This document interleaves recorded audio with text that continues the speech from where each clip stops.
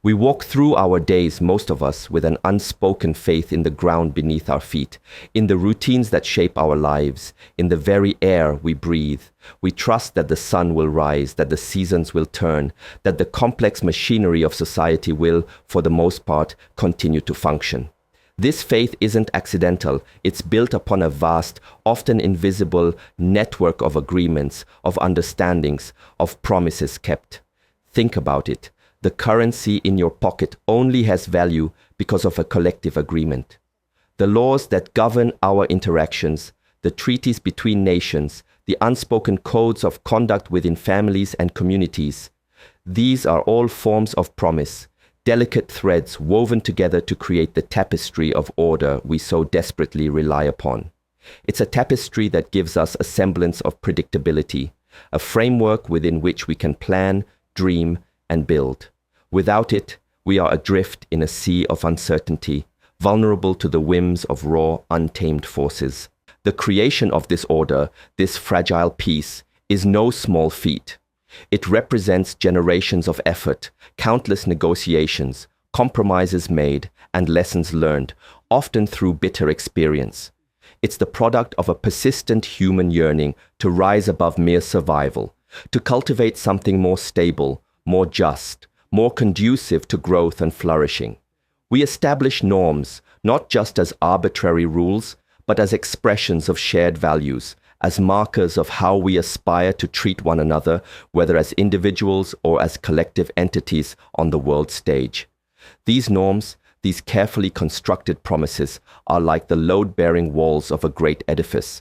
They might seem immensely strong, unshakable even, but their integrity depends entirely on a continuous shared commitment to upholding them. Every signature on a treaty, every handshake sealing a deal, every word of honor given is another brick laid, another reinforcement to this structure of mutual reliance. Yet this order, for all its apparent solidity, is perpetually under pressure. It's a living thing, not a static monument, and like all living things, it requires constant tending, vigilance, and above all, respect. The forces of entropy, of self-interest untethered from broader consequence, of short-sighted ambition. These are always gnawing at the foundations. There's an inherent tension between the desire for individual or group advantage and the necessity of collective stability, and it is in this tension that the true fragility of our constructed world becomes most apparent. When the respect for these foundational promises begins to erode, when the lines of agreed conduct are deliberately crossed, the entire edifice shudders. It's a chilling realization to understand just how much of our perceived security rests upon the honor of others, upon the sanctity of a word given, upon the belief that the rules, however imperfect, will be largely observed. The language of diplomacy of international law often sounds abstract, distant from our daily lives. Phrases like grave violation or no respect for international law can feel like headlines from another world. But at their core, they speak to something profoundly universal, the breaking of a solemn vow, the betrayal of a fundamental trust. When a nation or any powerful entity decides that its immediate desires supersede the established agreements that bind us all, it's not just a political maneuver. It's a tear in the very fabric of that shared reality. It signals that the rules, the painstakingly built consensus, are now optional, subject to the calculus of power rather than the principles of mutual security. And once that signal is sent, the tremors begin, often imperceptible at first, but with the potential to grow into an earthquake that can bring everything crashing down around us, revealing the chaos that was always lurking just beneath the surface of our fragile, constructed peace. Ignition point. There comes a moment, a distinct and terrible inflection point, when the slow erosion of trust culminates in an overt act of defiance, a clear and undeniable breach. This is the ignition, the spark that lands on the tinder of accumulated grievances and unspoken fears. It's what the reports described as heinous, a word that carries with it not just disapproval, but a sense of profound moral offense, a violation of something sacred. When a promise, especially one that underpins the safety and stability of many, is so flagrantly broken it's like a detonation in the heart of that fragile order. The immediate aftermath is one of shock, of disbelief quickly hardening into outrage. The very air changes, charged with a new and dangerous energy. Suddenly, the landscape of what is possible, what is permissible, is redrawn in stark, brutal lines. The old assumptions, the familiar pathways of dialogue and negotiation become obscured, perhaps even impassable. This is the point where diplomacy often grinds to a halt, where the voices calling for calm are drowned out by the drums of retribution. When trust is so profoundly shattered by a deliberate act, the very foundation for constructive conversation crumbles. How can you negotiate with an entity that has just demonstrated its willingness to discard foundational agreements at will? The act itself becomes a statement, a declaration that the previous rules no longer apply. This isn't just a setback, it's a fundamental shift in the nature of the relationship, a regression from a state of managed coexistence, however tense, to one of open antagonism. The diplomacy paused sentiment isn't merely a strategic delay. It's an acknowledgement that the conditions for peaceful resolution have been, at least for the moment, annihilated by the breach. The human, or indeed the collective, response to such a profound betrayal often leans towards an almost instinctual need for recompense, for a rebalancing of the scales. The assertion that a nation reserves all options to defend its sovereignty, or that it will not return to diplomacy until Iran retaliates, speaks to this deep-seated impulse. It's not always about a cold calculation of strategic advantage. It's also fueled by a potent cocktail of wounded pride, righteous anger, and a desperate desire to reassert agency in the face of violation.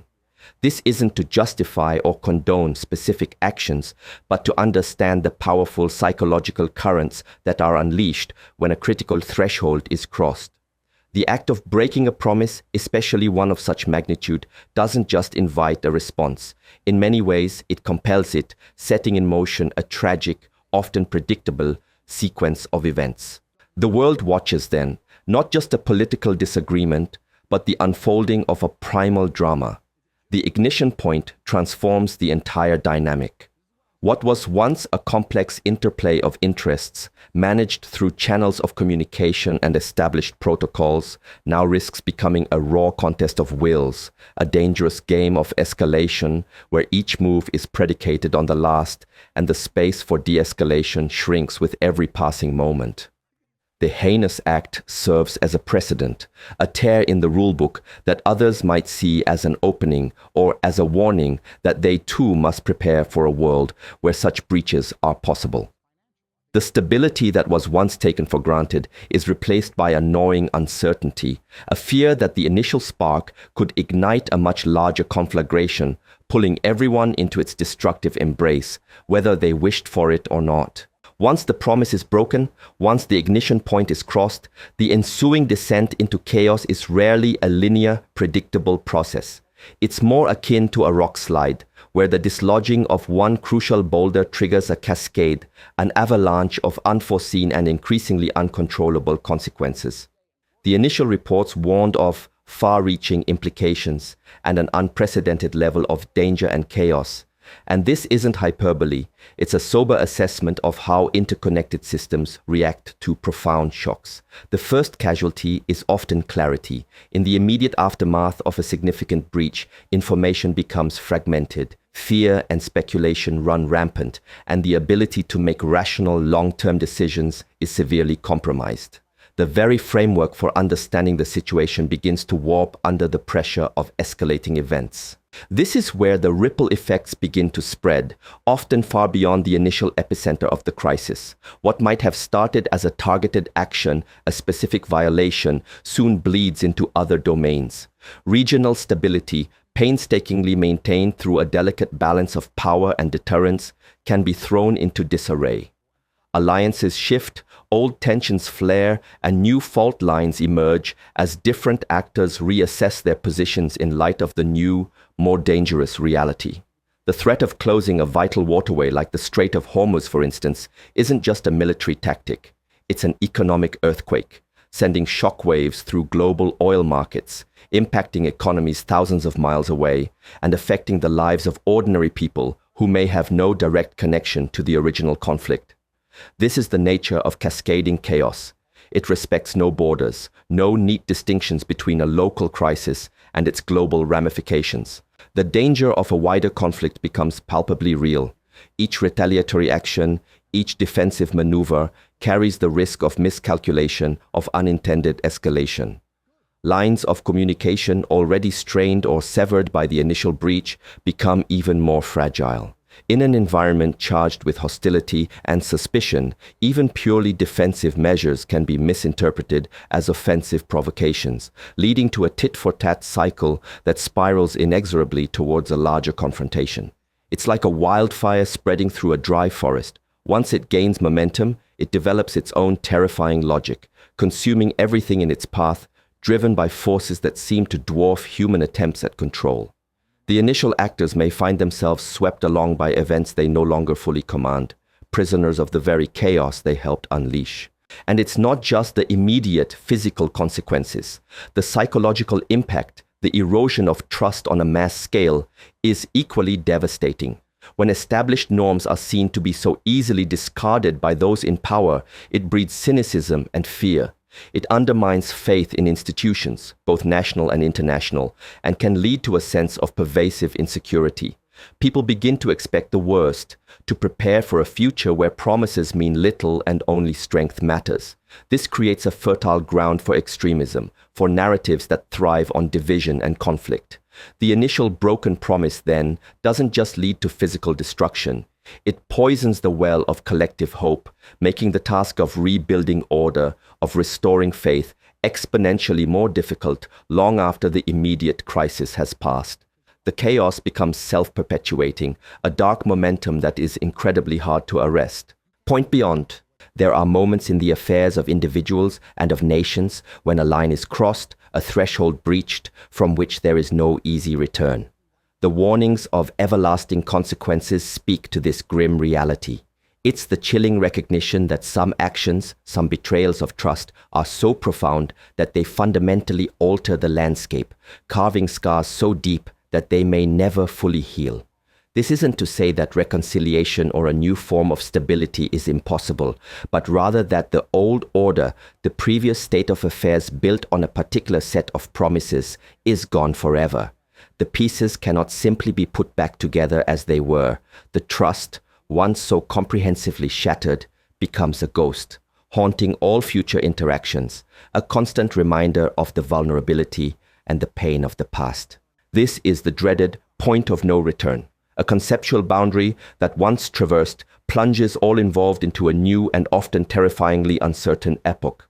Diplomacy, negotiation, the gentle arts of persuasion and compromise, these tools rely on a bedrock of at least minimal mutual respect and a shared interest in avoiding catastrophic outcomes. But when actions are perceived as existential threats, when the breach is seen not just as a transgression but as an attack on one's very survival or fundamental principles, the space for such engagement evaporates.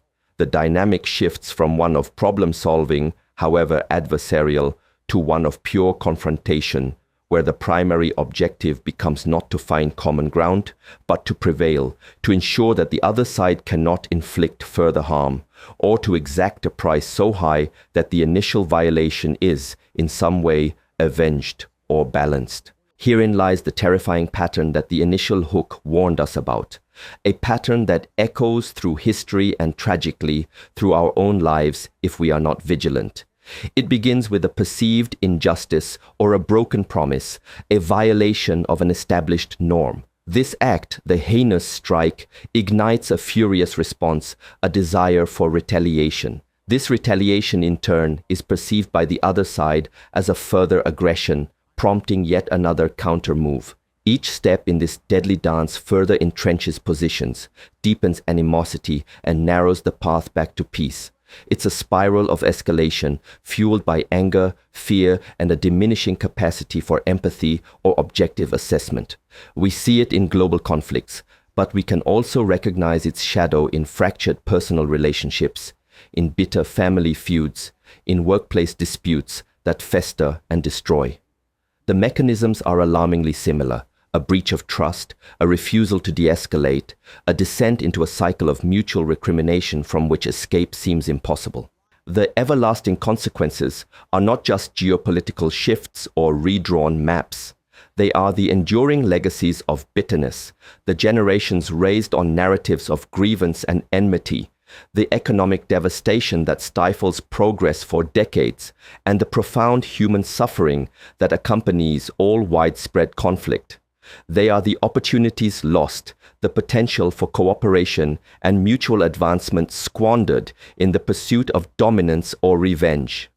Understanding this pattern, recognizing its early warning signs, the initial disregard for a promise, the quick resort to accusation rather than dialogue, the framing of the other as an irredeemable enemy, is not just an academic exercise.